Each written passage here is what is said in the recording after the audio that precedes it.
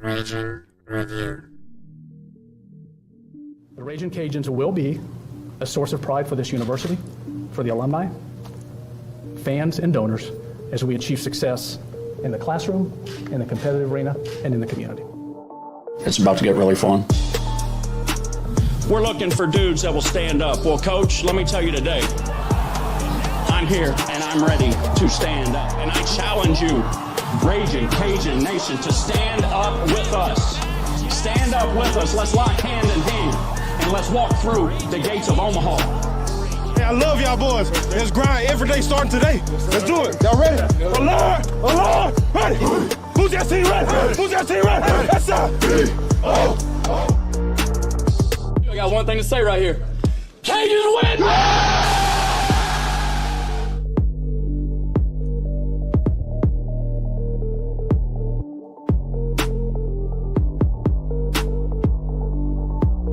Ladies and gentlemen, comment ça va in the words of Josh Cole. Welcome into another edition of the Raging Review podcast.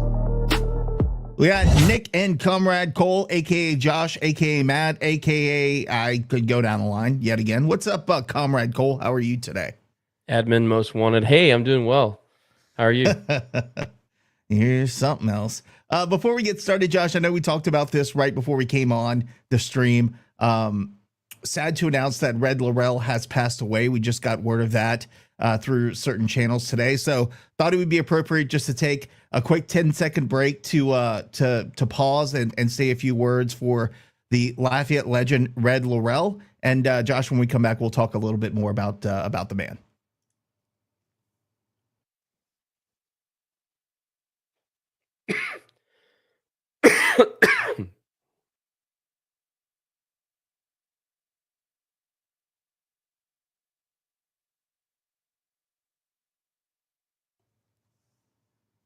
Josh, certainly not the news we wanted to share this afternoon. Look, Red is a legend in the Lafayette area, has maintained an amazing, Reds gym. And that is not only like locally known, but nationally known. I know when the WWE guys would come to Lafayette, that was where they all wanted to go, was Reds.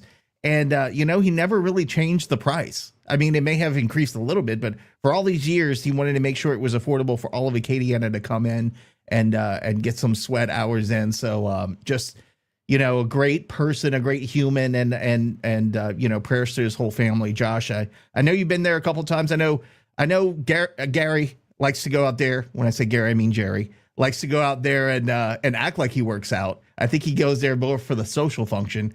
But yeah, just sad to lose such a Lafayette legend today. Yeah, the thing I'll always remember about Red is that so when I was younger, we didn't have a membership, but we would go in the summers and run pick up basketball games on the basketball courts, and played a little tennis there too. But when I moved back from Colorado, we became members, and this was probably 2012. When we took the tour, Red was there working the desk, and he insisted on taking us around to show us the club. And he was still his same old salesman self. Like, he wanted you to join. He gave you all the reasons why it was beneficial. It was beneficial to your family. He talked about all the kids programs.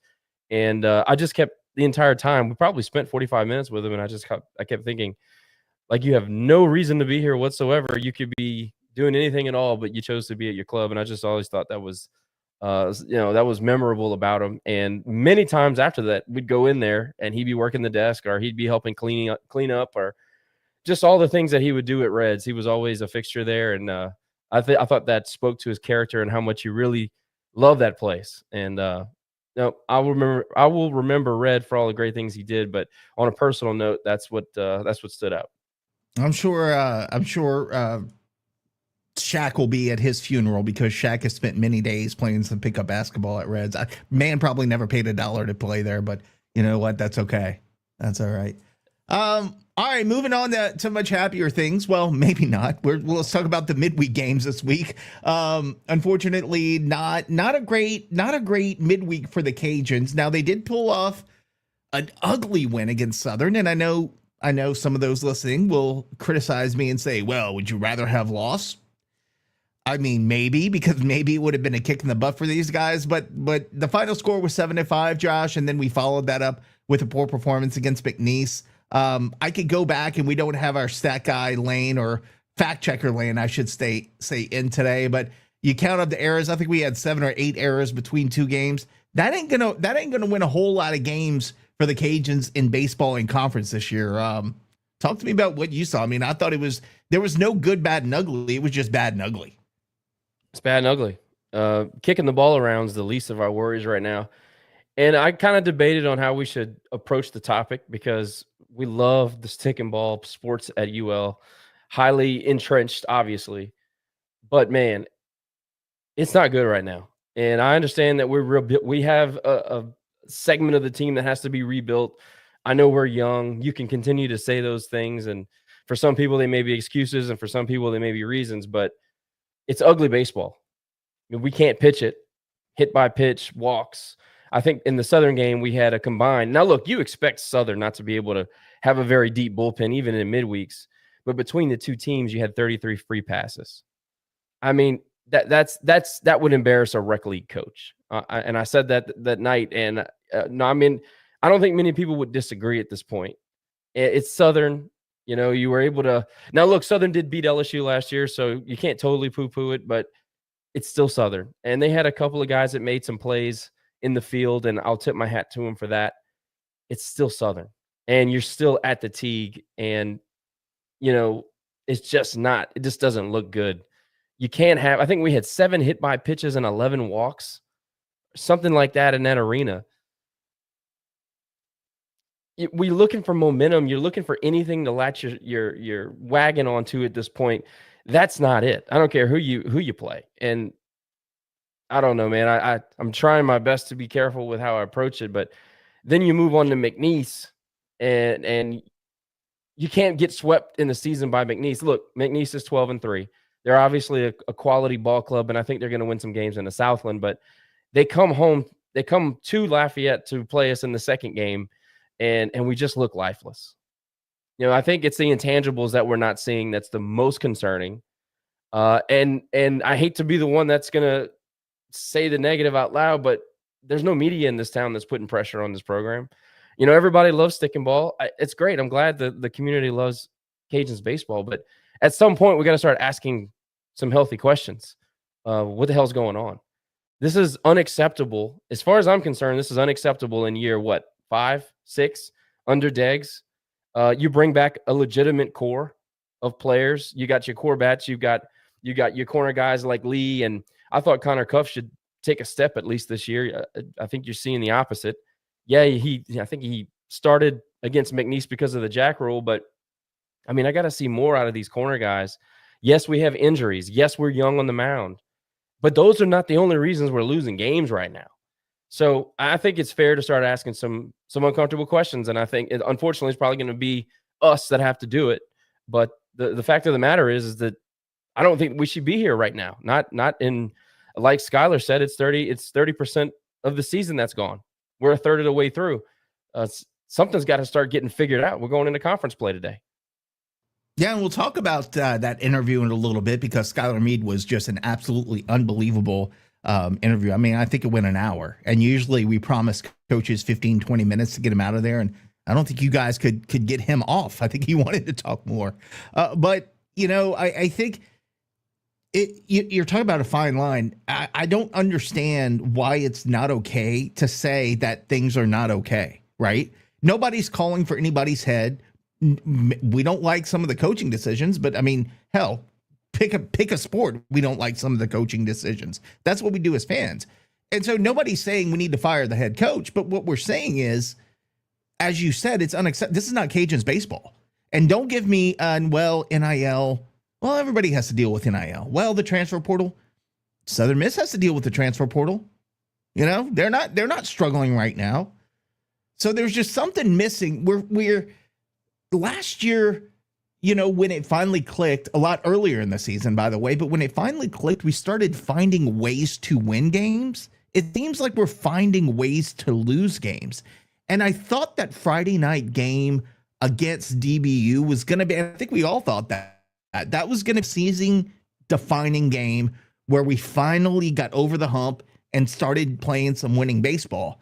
And then we go 1 for 3 the next 3 games. Didn't cut it. So it shouldn't be, it should be okay to question. And I think more people should question it. It shouldn't just be left up to you and me to come on here and say those things and take a sword, because, we will. I'm sure tomorrow morning I'm going to get a text saying that I shouldn't talk about these things, but this is not good baseball. I'm sorry, and there's too much talent on this team.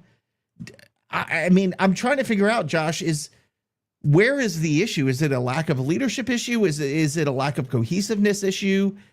Because the talent's there, but when you're 7 errors in 2 games, that's just mental stuff. That's not even a talent thing. Well, it's almost like I don't know how to explain it, right? Even Friday, for all the theatrics and the fireworks in the bottom of the 9th, the game should have been over in the top of the 9th. Correct. And you hate that for Toit. You can't walk, and we should have sealed up. That game was over. Anyway, you still walk away from that experience. The lasting memory was that Donkey hits the walk-off and everybody feels good. And that's good. That's great. I even asked myself after that game, did we become a team tonight? Was this the shot in the arm that you've been waiting for? Was this it? Well, you come out on Saturday and they punch you in the face. And look, I won't say we didn't compete, but when you go down 6-1 after the second inning, it kind of makes it hard. I would have went and yanked Dilhoff off the mound a little bit earlier. But those are the type of decisions where you can debate. You can say, well, maybe you give them another inning. I mean, they let Tate Hess go quite a bit on the Sunday start, and he ended up battling back and had an okay outing. But even Saturday, right? You can say, I don't remember what inning it was, but we put up a 4 spot, I think maybe the 5th or the 6th. And I said Sunday for Tate Hess, it was Saturday.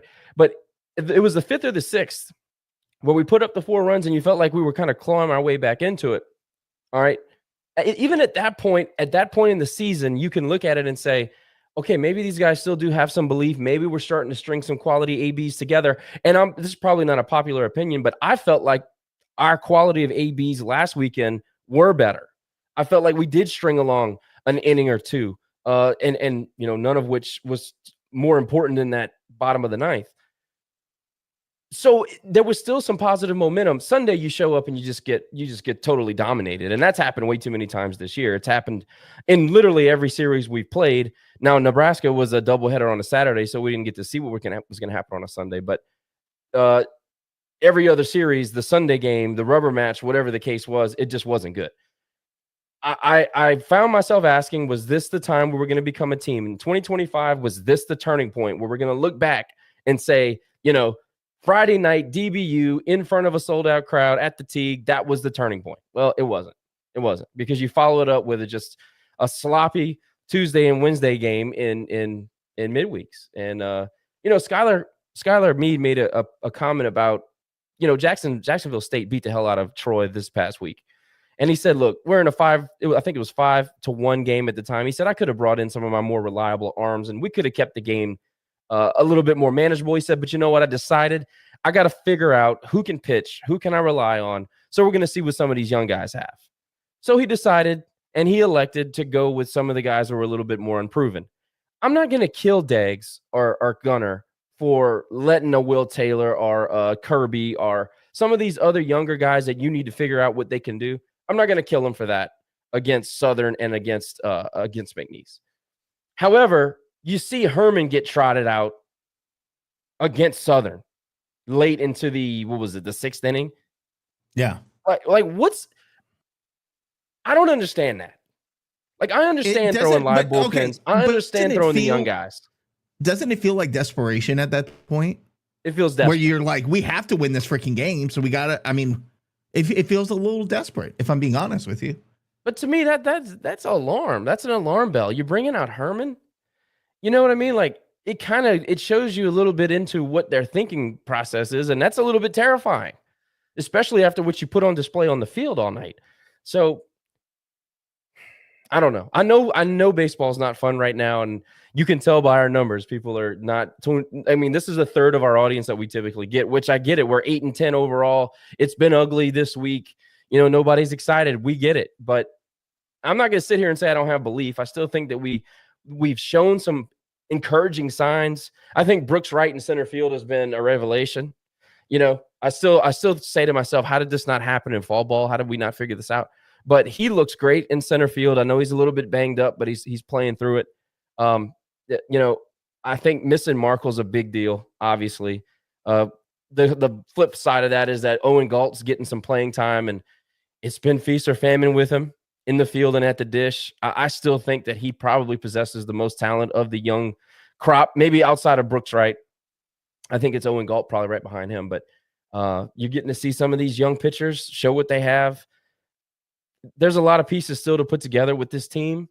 I hate that we're injured right now. Even some of the everyday guys are battling. I know Donkey has a little injury that he's fighting. I don't know. I just need to see more quality at bats out of Amade. You know, I saw Sam was hitting in the 2-hole yesterday or Wednesday, and that's cool. I wanted to see him what he could do early at the top of the lineup and see if he could produce.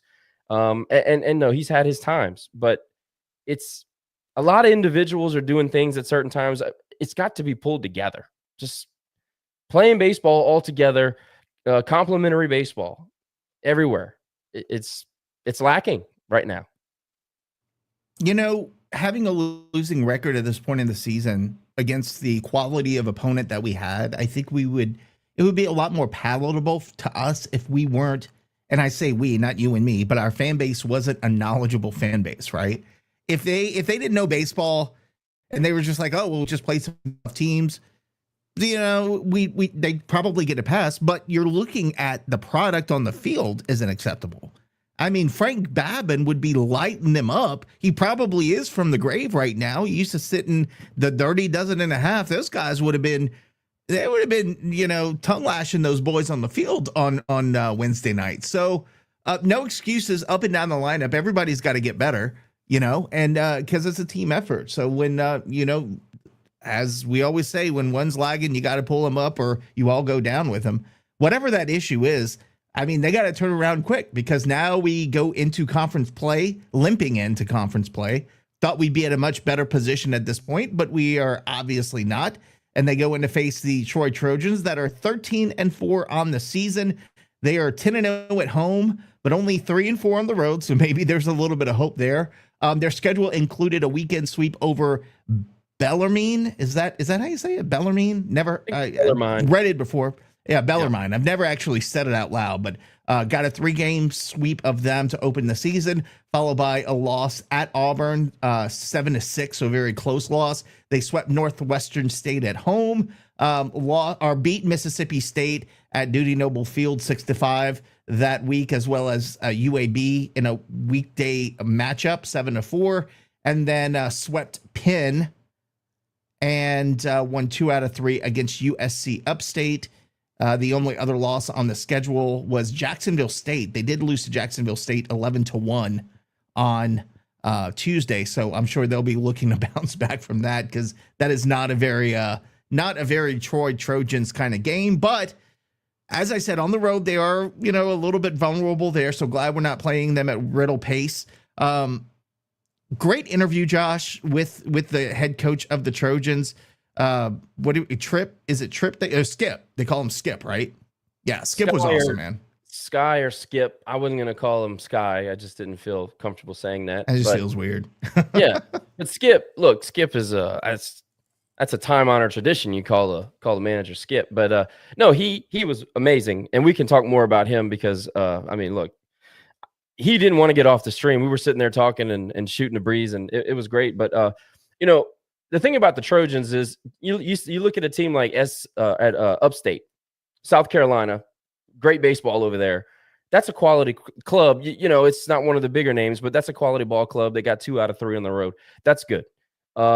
You obviously your midweeks were challenging. Auburn, Alabama, and who else was it? Auburn, Alabama, and Mississippi State. Mississippi State, and they beat Mississippi State. Yeah. You beat Mississippi State. The Auburn game, if I remember properly, they gave up 2 earned runs in the ninth. Correct. Yes. And that's a killer. And then they played a pretty hot Alabama team 3-1, and that was very close deep into the end of that game too. So Troy's got what they need. Troy is not overrated. They have a powerful offense. They can obviously pitch it. Skyler is their pitching coach, as he kind of talked about in the interview. He demands excellence out of his pitchers, and he even said, building this roster, I have put a heavy emphasis on my pitching staff, and I need to see more out of my pitching staff. So you got a couple of guys that have been coming on recently. Jay Dill's one of those guys, and they have a few others, but you guys will be familiar with a lot of these names. Troy is a team that we've struggled with at their place, but we have typically played pretty well at home. I think we have like a 10-game advantage at the Tigue. It hasn't been good in the Deggs era. I think in our last 10, we're 3-7 against Troy. Now, that kind of coincides with Skylar Meade being at Troy, being the coach over there, and their rise to prominence, being ranked 2 out of the last 3 years, going to regionals. They're a good program. So, I expect a good series, but I also expect the Tigue to do its thing. And even though we're below 500 and we're underperforming by all metrics, I think that we should expect to win the series at the Tigue. It's a conference game, or it's a conference series. It's against Troy. Yeah, sure, they've been great, but we're still the Cajuns and we're still at home. That's got to still mean something. By no means is this coaching staff giving up on these boys. I know that. I don't sense any give up in the kids either. I think that they are also feeling like they're still figuring it out. And maybe we are just one game or one inning or one pitch away from jump starting it. We're 18 games in, Nick. They've learned a lot. Some of these freshmen are no longer freshmen. You got to look at it that way. Brooks Wright, he's been inserted into the starting lineup for over 3 weeks now. He's an everyday guy now. So I look for somebody to take a step forward. Somebody's just got to stand up and fight. It's time to do that. The beginning of conference play gives you a chance to say, hey, look, hit the reset button. It's a new season. If we can look at it that way and we can overcome some of these easily fixable problems, and there are many, hitting people, throwing strikes, making errors. You can clean up a lot overnight just by getting rid of that stuff. Because if you look at the team ERA, it's not terrible. If you look at the whip, it's not terrible. Hits per 9, not terrible. Walks per 9, that can be fixed right away. Ks per 9, still pretty good. There's a lot of things you can look at and say, by the numbers, it's okay. But you've got to start right now fixing things that are under your control. And there's a lot of that. Being clutch and hitting, or should I say scoring runs with runners in scoring position, is an ugly stat, because that's got to be just absolutely awful this season. It's been anti-clutch. Brooks Wright. And the most disappointing thing is that it's from the older guys. Yeah.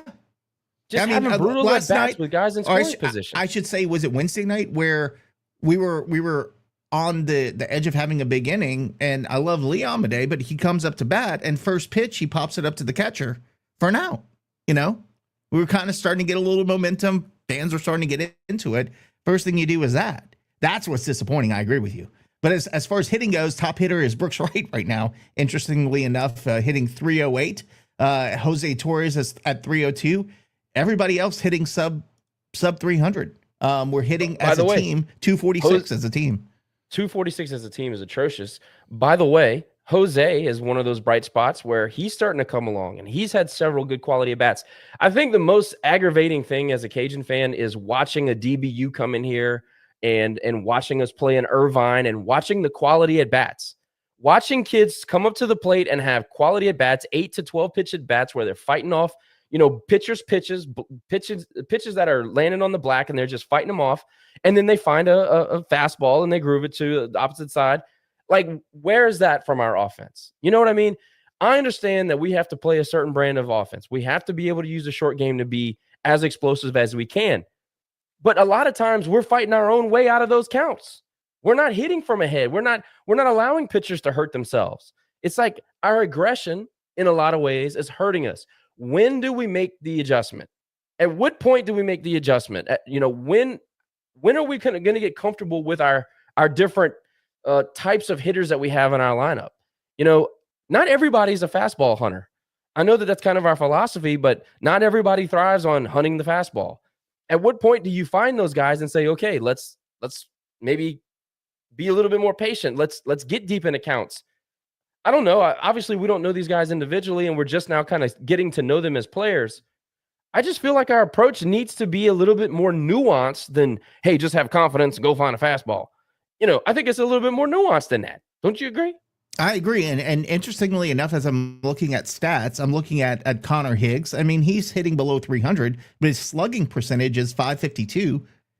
And Caleb Stelly, same. His slugging 424. But the point I want to make with those two is that Connor slugging 552. He's got 8 walks on the season. Stelly 7 walks, and they're both at the top of the team in free bases. So they're patient, and that's what we need, more patience, because you look up and down the lineup and there's not a whole lot of patience there. You got guys with 3 walks, 4 walks on the season, 3 walks. I mean, we got to be more patient at the plate, man, and stop chasing that outside breaking pitch. It's like we haven't adjusted to the scouting reports against our batters. Our hitters are just kind of sitting there trying to do their thing and not adjusting. I mean, obviously the book has been out for 4 weeks. We got to start making those adjustments. Like you said, when does that happen? I don't know. I think that this would be a tremendous time to start making some adjustments. But, the thing about with Higgs, we often joke that it's feast or famine. In a lot of ways it is. But teams understand that there are a couple of guys that make this offense go. Connor Higgs is one of those guys that makes our offense go. So they're going to naturally be a little bit more careful with him. They're going to pitch around him. I mean, there's no protection for him, though. So if you're not protecting him, yeah, I'll go put Higgs on first base. Fine. I think our strikeout per 9 right now is over 10. That's unacceptable, especially with the amount. Look, we've faced some decent pitching, but it's not like elite pitching. I think the guy on Saturday and Sunday was about as good as we've seen all season. I'm talking about for DBU. I think they're about as good as we've seen, but outside of that, I mean, we're not seeing dominant arms, and we're still striking out way too much. And when you juxtapose that to the amount of base on balls and hit by pitches that we've created, however you want to say that, it's just not good enough. And the other thing, Nick, is we talked about this, I think, against Southern. The amount of left on base, like when we are able to get on base, we leave too many people stranded. It's the anti-clutch. It's not being able to generate things with 2 outs. It's hitting a home run with nobody on base. What are we up to now? 13, 14 and solo not bombs? Taking advantage of the freebies they give you. Like, Southern was just, sadly to say, Southern was just as bad as we were at Tuesday night, and we didn't take advantage of how bad they were. Pillow fight. It's crazy. Well, speaking of adjustments, I know you love this adjustment. Just saw the starting lineup for today. Leading off in left field is Higgs. Stelly's going to get the start in right. Brooks right and center, so nothing surprising there. Uhas is getting the start at first base tonight. And then coming up behind him in the lineup is Lee Amade, who's going to be at third. So he continues to rotate around the infield. Torres, of course, catching. Connor Cuff at shortstop. Batting at 7th. 8th is Maddox Mandino is the DH, and then Sam Ardwan at second base. Holtzhammer getting the start for the Cajuns. Your thoughts about that lineup tonight, Josh? Well, funny enough is this lineup looks a lot like what we thought we'd see coming out coming out of the winter and into the spring. Cuff at shortstop was what I heard all year last year. Oh, he's going to be our next shortstop. So that's fine. I'm actually excited to see him play a little shortstop. Lee, one of Lee's great values is that you can move him around. I think naturally, just don't ever put him at second again. Let's put that caveat. I never want to see him at second, but you can move him around. I think he's naturally more of a first baseman type build, but that's fine. I think he's serviceable at third base. If we could fix that shot put throw, you ever notice like he kind of pushes it anyway? That's my own thing. But I like Donkey at first base. He hasn't shown any chinks in the armor there. He's been very solid. And who did you say was in right field? Was it Maddox Mandino? No, I think, hold on. Let me go back and look at it. I'm trying to pour whiskey. All right. I just got off of work. Damn it. No, Mandino's at DH. That would be a Stelly in right field tonight. Okay. Stelly in right field. So that's a little bit of a change. Have you noticed that right field's been a little bit of an adventure? We've had a drop ball out there from everybody who's played out there. Yeah. And I like your boy. No shit. Who played it last game? I want to call him Morris, but it's not Morris. I think Mark Collins was out there, wasn't he? Collins, yeah. I mean, I like Mark Collins. I think he needs a little more. I think he needs a little more experience and to work on his defense there. But no, it's right field has been a problem this year, and it's not just on him. I mean, that position has been a problem.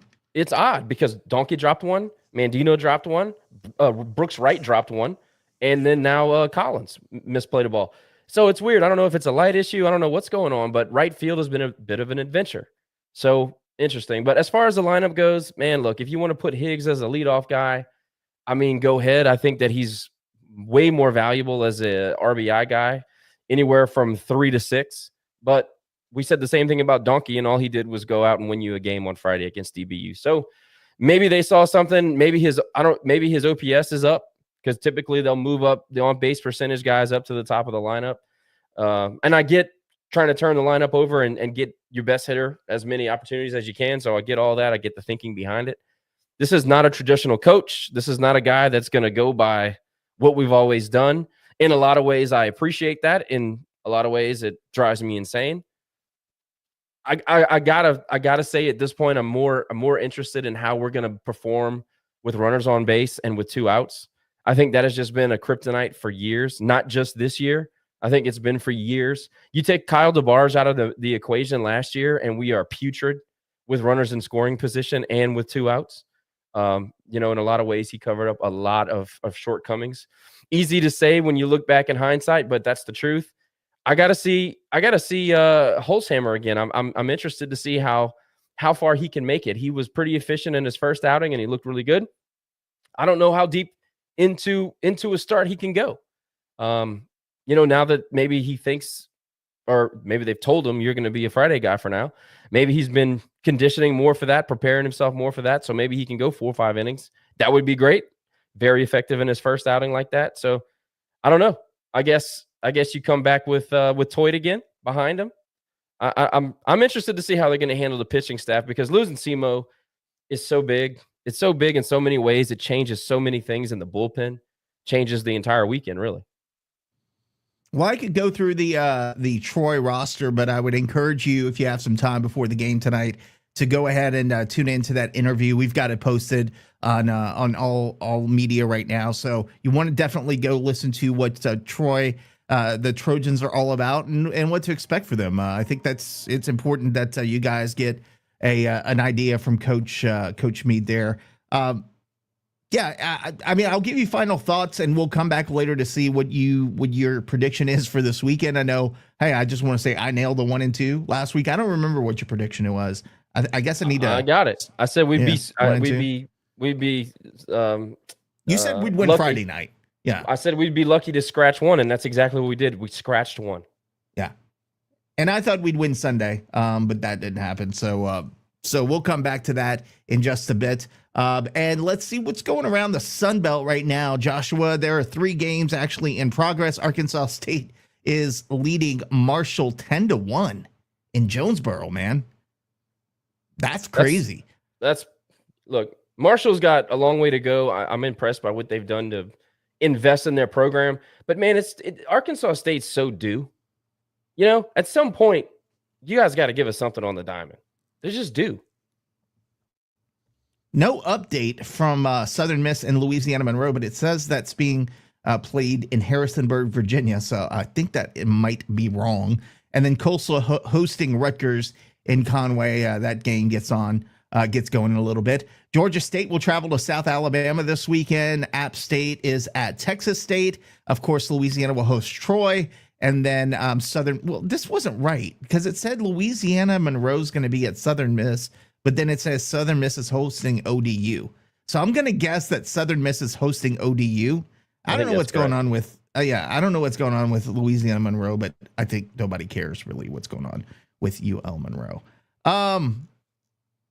Turn into softball, man. Louisiana and Marshall played. I don't know. Did you catch any of that game? It got moved up a little bit this afternoon. I did on the radio, but I can't listen to the radio on softball, and I'll just leave it there.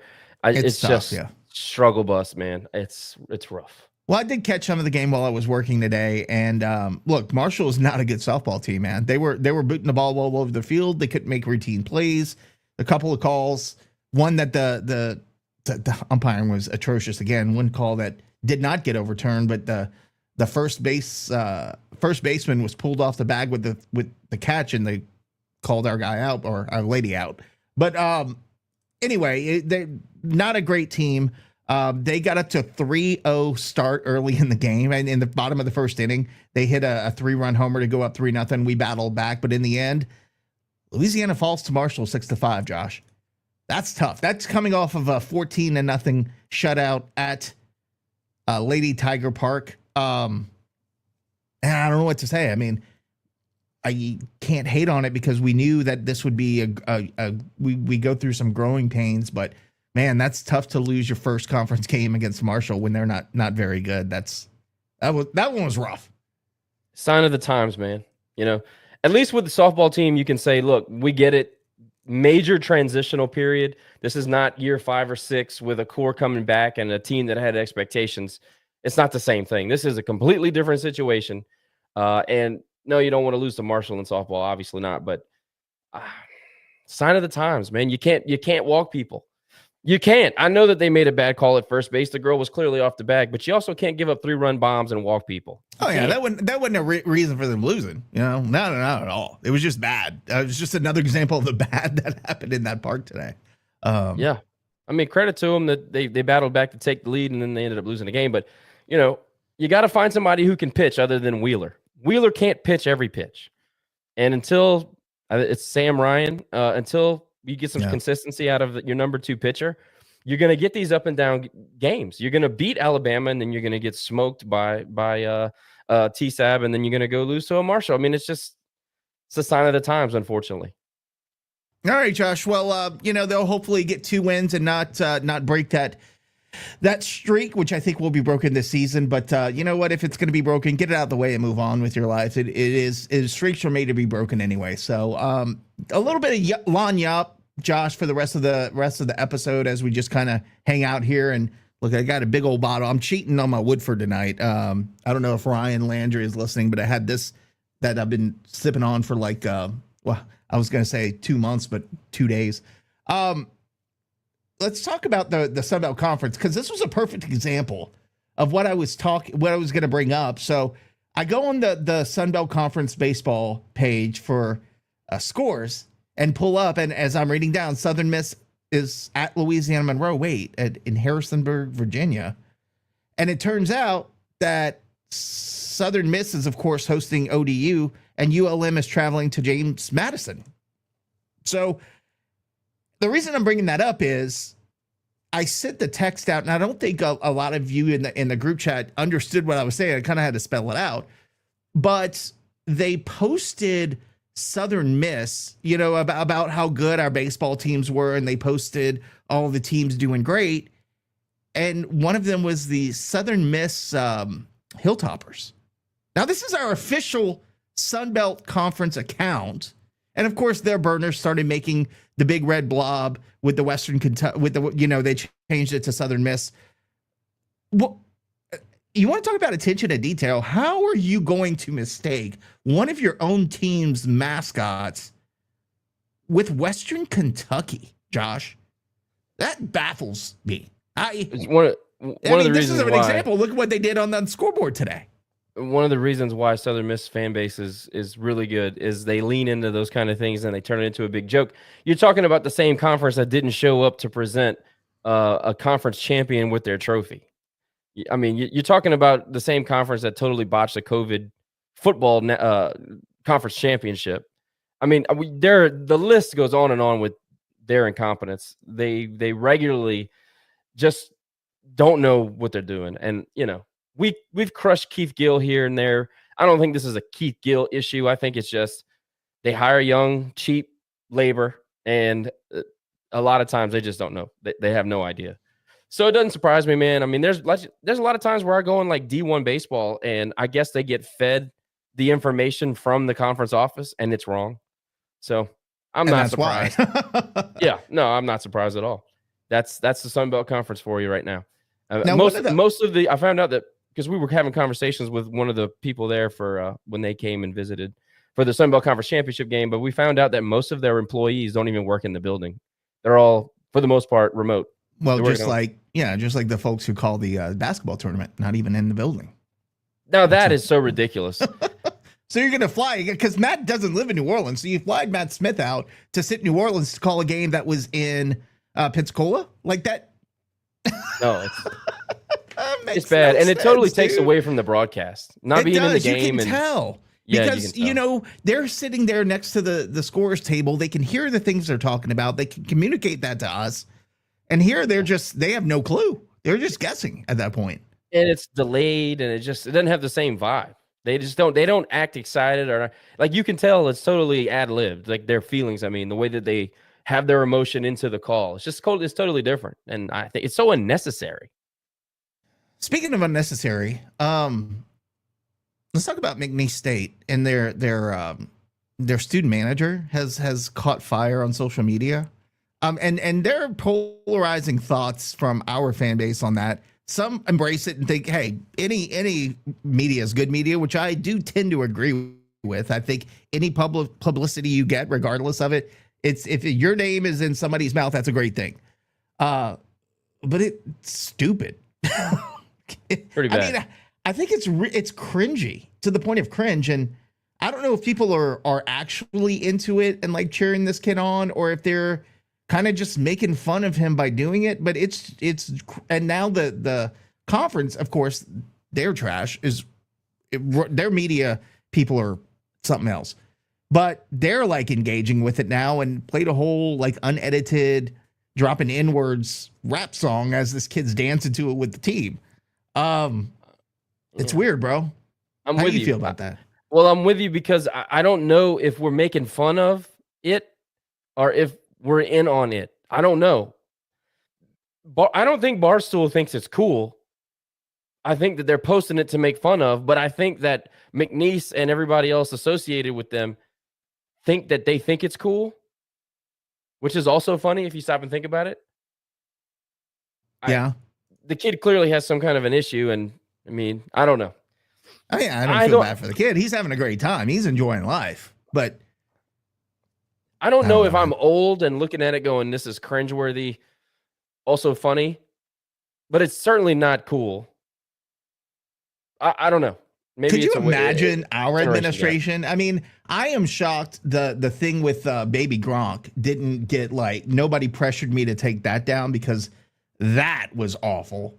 But like that was not on a national level. This is on a national level. They would be, that would be, I don't know how they would handle that, Josh.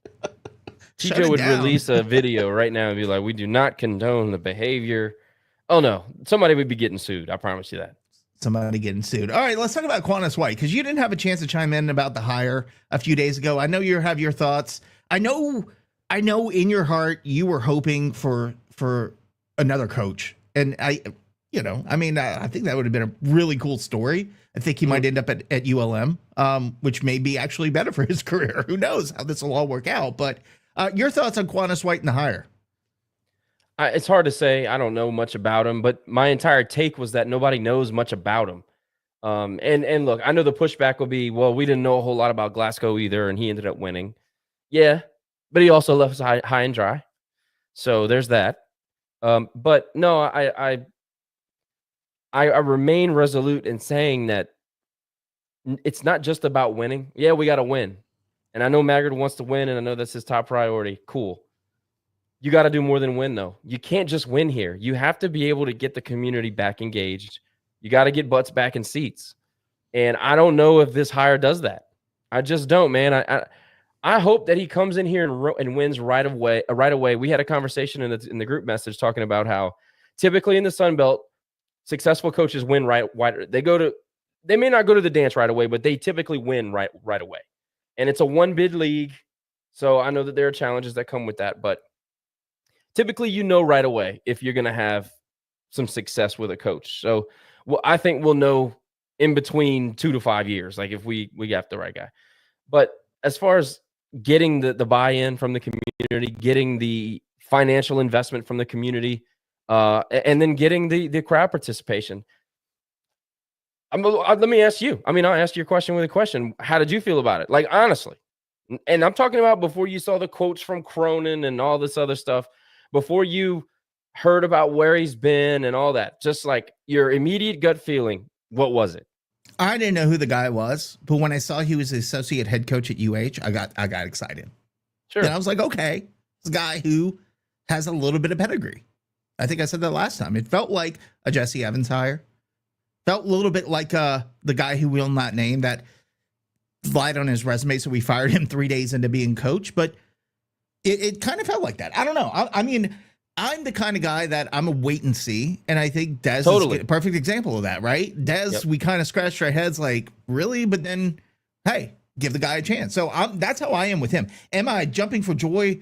No, but I don't think who would I jump for joy with? John Calipari come and coach for us? Maybe. Krzyzewski come and coach? Yeah, I would definitely jump out of my pants for that. But that sounded weird. But for any other coach, I'm not going to be super excited because one, I don't really know the world of basketball. And two, I'm just looking for a guy with a little bit of pedigree. And look, I listen to him talk. He sounds like a very laid back guy. That sounds familiar, doesn't it? It doesn't seem like a guy who gets a whole fired up. We'll see. Well, it's wait and see for me. Well, and I think we're going to know by the quality of guys that he starts signing. I mean, I'm super bummed about Hosanna entering the portal. Not surprised. I don't blame him. I mean, I think he's got to go find out what his market value is before this coach comes in. And he likes the new coach coming in. Talked a little bit to him. So we'll see what happens with him. But yeah, I think once we see who he's bringing in, where they're coming from, what they look like in their past life at another program, then I think we'll start maybe getting a little bit of excitement. But look, I bought 2 tickets. Now I can never hear that shit again from people about, did you buy tickets? Yes, I bought tickets. That I'm not going to use. We'll give them away. You'll hear something. That's a guarantee. And look, I don't use them. My comments about initial impression have nothing to do with if I think he's going to win or not, or if I'm going to give him a chance, because I think he can win. Obviously, on paper, the guy looks like a slam dunk, pardon the pun, of a coach as far as success goes. But success is it's relative, because again, this is what I always talk about knowing your customers and knowing your fan base. You can't let rumors leak out that it's a splash hire, and then you hire somebody that nobody knows. That's what I'm talking about. And I'm not saying that he can't get people back in the dome, and I'm not saying that he can't get the investment. Not saying that at all. Just want to make sure that's clear. What I'm saying is that somebody who's not super tied to the program, who could be in your demo for recruitment back to the dome, that name really doesn't do a whole lot. And you have to be cognizant of that. And then you're going to have to go out and sell him. You got to sell him. You got to sell his ability. You got to sell his resume. That's what you have to do. So, yes, I'm a wait and see on the coach. Do I think he can win? Yeah, I think he can win. His ability to get people back bought into UL basketball is TBD. And I don't think anybody would agree with that, disagree with that. It's TBD. He's got to go sell himself. He has to go and do the things that Marlon wasn't willing to do. He's got to go speak. He's got to get out before facing in the public, and he's got to ask you, come to my games. You can't be above the fray. You can't act like you're high and mighty. You can't do that. We do that too much in this program, and hopefully we'll get another coach in here that goes and talks to the regular everyday fan to get that person back in the seat. Can't just say, well, you said you'd buy tickets if Marlon left. That's not going to be good enough. I'm sorry. It wouldn't be for me. Still going to have to find a reason, to go back into the dome. So we'll see if that is the case. And it's not one man's job. It's an entire program's job, but it starts with him. It starts with him. And if he's not showing emotion and the ability to connect with people in the community, then nobody else is going to try. So the hope is somebody on that staff that he hires, which will be interesting for him to put that together as well. We'll see what happens, but the hope is, I'm with you, that he connects with the community and gives everybody a reason to want to go to the games. All right, last thing before we head out, because I got some crawfish to go eat in a little bit, brother. We had some feedback this past weekend, and look, I get it when our spring sports aren't doing what we expected them to do. Outside of softball, we knew they'd struggle, but 14-0 loss to LSU didn't help. Baseball struggling a little bit. Of course, things that gripes that you have about the program as a fan bubble up once those things started going downhill. The price of a double four roses at the in the stadium club, I'll pay $24 for that if we're undefeated on the season. I don't care about that, but it makes it a little harder to digest when the team is not successful, there's a lot of gripes about the program that you're carrying on from football and basketball, and that bubbled up this weekend. And one of our longtime fans, not gonna share names, posted their gripes on Facebook this weekend, and a lot of very valid points that she made that we have been hearing and we have talked about on this podcast and told, well, no, you don't know, you don't speak for the fans, you don't know what you're talking about. And then she's basically echoing everything we have said and then getting agreement from everybody in the fan base. Question to you, Josh, like at what point, I mean, I would invite them to come on this podcast and talk about these issues, but we obviously don't have a relationship with the university. They've made that abundantly clear, not only by not helping us promote the program, but also, stopping us from doing things to promote the program. Like at what do we bring them on here to complain? Will that do any good is my question to you. And I still think those ideas and those complaints need to be brought to a public forum because we need it to be out there to hold some sort of accountability. But my question to you is, what are we going to get back from the university in response? When you don't have a relationship with them, how do you have them address this, I guess is my question. And this is just spitballing, something we probably do after the pod, but I want to talk about it in public. I want people to know that we're hearing these things. We want to talk about it. I just don't know how to engage those folks because I think it's important we hear from them and we don't. I don't know. I'm kind of lost for words on that, but just kind of wanted your take on what was shared and how they did it publicly. And again, this is somebody that you never hear from, like somebody who has been a loyal servant to this program for many, many years. When they come out and do stuff like that, something is wrong. And a lot of people are starting to throw in the towel. I don't want to see an empty Tigue at any point, and I feel like we're inching closer to that. Josh, your thoughts? Well, my belief is that everybody should get a say. I mean, it's a public institution, and you're asking for donations, and you put a product on the field that you're asking for people to invest in. So when you do that, you're opening yourself up to have public opinion, and when you shut that out, that's when you lose your crowd. Anyway, I don't care how the administration responds to our comments. They have made their intentions very clear. They don't want to have anything to do with what people have to say and what they think, and that's fine. So I will just go ahead and operate as if I'm on my own on this. The people like who you're referring to, when they speak up, their voice is not more important than everybody. I'm not saying it like that, but it's easy for the administration to get on into their little cliques and say Rage and Review is negative, and they just always have something to complain about and yada, yada, yada. The problem that they fail to understand is that we are a sounding board. So when we're complaining, what we're doing is we're taking all the different opinions and conversations and tailgates and everything, and we put that into one thing, and then that comes out as an 1.5 hour long episode. So really, in a lot of ways, it's not even us complaining. It's just we're talking about what we talked about with other people before.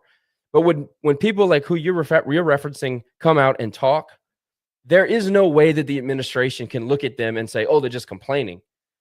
Well, they're not complaining. They've been here decades, longer than some of the people in the administration have been born. And they finally had enough. And yeah, unfortunately, it does take losing for it to really bubble to the surface. Sometimes you're able to keep your mouth shut to deal with it when there's something special going on at the ballpark. I mean, that's human nature. It happens everywhere in every business. But I very much welcome those kinds of comments because they need to be. And it's not just because a lot of times it reinforces what we say. It's more like this is what we hear in private. And then when those people are willing to go on record, it kind of just reminds you that this is not all made up, and Rage and Review is not just the Maury Povich hour of Lafayette. That's not what this was about. But in many ways, this platform was created because normal people, everyday people that just go sit in the Tigue or have a box or go sit in the bleachers, they didn't have a voice and they didn't have an avenue to get those comments out.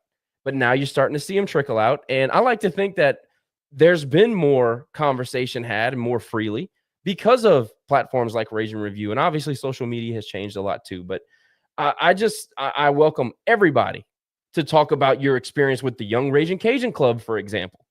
That's a whole thing. We could do a whole podcast just on that. but that your ticket price is going up every single year. The whole tailgating fiasco that happened a couple years ago. The concession issue has gotten so big. It's like every time I walk into the Tigue, somebody comes up to me and tells me, y'all need to talk more about the concession issue. So, you know what I mean? Like something as simple as that. And I know that is one of the things that person mentioned.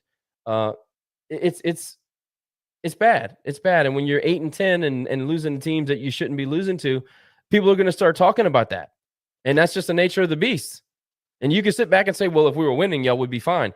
Actually, we would still be aggravated, but the being part of something special kind of overtakes that. It's not as prominent. Yeah, it's not the top of your head. Right? Exactly. And you're willing to deal with more. I mean, it just is.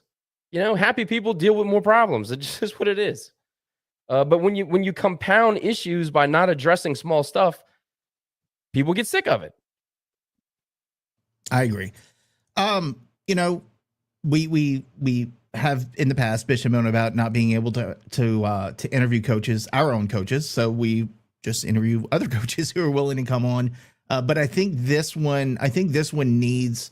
I mean, what I would love to have is a roundtable with fans just to, publicly address their concerns and have a representative from the university also be here to say, hey, we hear you. Here's what our thoughts. I know that'll never happen. But this is a public invitation to those folks if they want to have someone to come over and not, I wouldn't say defend their position, but just listen and give feedback on it. And some of those things that we're presenting may be completely wrong, but we don't know because nobody will come on here and talk about it. So we'd love to have someone from the administration. This is a public invitation. As I said, I've invited the other party to come on, and they're willing, and they're going to come on, and we're going to talk about the things, not just say this is what's terrible, but say, this is how we should maybe go about fixing it and giving some advice. So this is it. I've been told I'm trying to reach out to you folks to be out here and not just make us a sounding board, but just be that connection between the fans and the administration. So I'm not confident that will happen. But Josh, if I don't ask and I don't say it publicly, it definitely won't. So we've already tried. There it is. Yeah, I know. What they told you is a lie. I'm gonna just tell you straight up. That's a lie.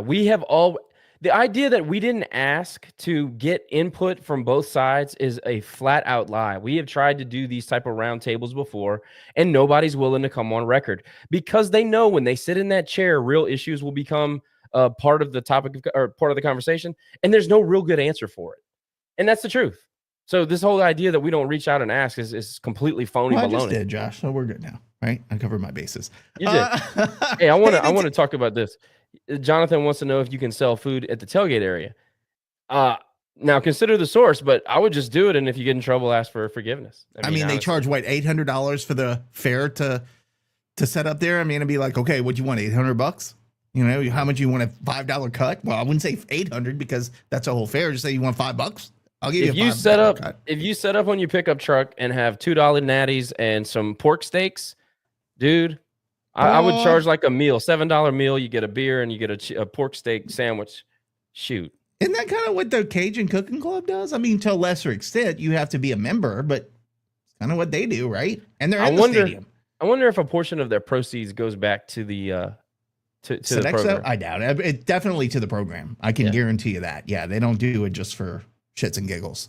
So Cajun Cooking Club is one of the coolest things in college baseball. Dude, yeah, it really is. And we've tried to run them off before, but they thankfully have stuck around. So, and by the way, I think it's $100 for the season. Yeah, is that right? It's ridiculous. It's $100 for the season. I don't know the cost, but I know it's ridiculous. Yeah, it's like $100 for the season, and you bring whatever meat you want. They'll sit there and grill it for you, and it's open to the public until I think they get full. So, and I know I'm sarcastically saying I hope we don't run them off, but that's the fan that spoke out is a member of that cooking club that founded it. So yeah, in a way, we are kind of running them off, and we can't lose the feel of the Tigue, and little by little, man, they chip away. So I think what most people are worried about is that we're losing the little things that make us different. That made the Tigue. Correct. And our fan base different. And especially Cajun people who, it's in our DNA to be worried about who's trying to run us off, right? I mean, we're exiles basically. I think that their concern is justified. It is, but they've tried to they've tried to franchise everything. They've tried to Americanize everything. And I think, like you said, it's slowly but surely, it's just making the Tigue like every other park. You got to let Cajuns do what they want. You got to let them do what they do, because they know how to create culture out of nothing. We've done it for hundreds of years. The Cajun Cooking Club is a great example, but the more that the administration puts their thumb on things, the worse it's going to get. People are going to stop caring. People are going to stop showing up. They're going to stop buying tickets. And when you do that, you have lost them. I'm telling you right now, it's not just going to be a dip. You're going to lose them. You're going to lose. I mean, it's just a fact. Yeah. Well, we got to protect that at all costs. And again, invitation is out there, Josh. No excuses. I did my part. Can't wait. That would be kind of cool, though. Maggard came out here for that. I mean, I have nothing against Maggard. I like the guy. Let him come on and talk to us. We don't bite. You never know. I might get a little spunky. You might bite. I don't know about you, Josh. I've seen you. But anyway. Hey, I think we can win this weekend. This weekend. That was my next question. What is your thought? What do you think? We're going 2-1, baby? I think the Cajuns surprise some people. We get 2 this weekend. Dude, you took the words out of my mouth, man.